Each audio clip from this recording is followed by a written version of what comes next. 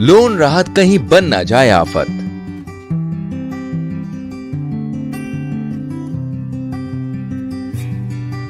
एक बात कहूँ, ये जो 3 महीने के किश्त के पैसे बच रहे हैं, क्यों ना हम इसे चुटकी के लिए बैंक में एक फिक्स डिपॉजिट कर दें? सुझाव तो बढ़िया है, लेकिन ये तुमसे किसने कहा कि हमें 3 महीनों तक लोन की किश्त नहीं देनी है?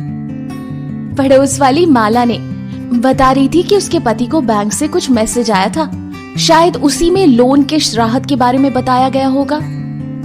ऐसा बिल्कुल नहीं है, उन्हें जरूर कुछ गलतफहमी हुई है। हाँ, वो कैसे?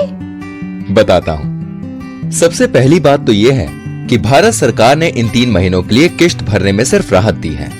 इसे लोन माफी नहीं समझना चाहिए।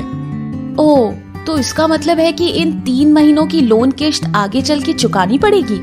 बिल्कुल, और यही नहीं, इन 3 महीनों तक ब्याज भी जुड़ता जाएगा, जो कि बाद में किश्त के साथ चुकाना ही पड़ेगा।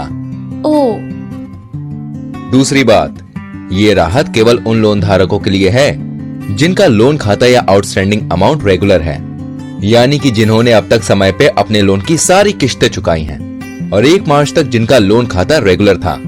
चलो शुक्र है कि हमारा लोन खाता रेगुलर है, तो फिर क्या हमें इस लोन राहत का लाभ उठाना चाहिए?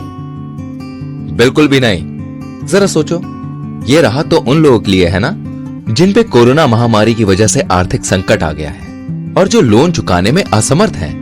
हमारी आमदनी तो ठीक चल रही है, पर्याप्त बचत भी की है हमने, है ना? हाँ, वो तो है। तो फिर बेवजह राहत लेके अपनी किश्तें क्यों बढ़वाना? और ये भी सोचो कि इन 3 महीनों में चक्रवर्ती ब्याज जो जुड़ता जाएगा, उसका बोझ भी तो हमें उठाना पड़ेगा ना।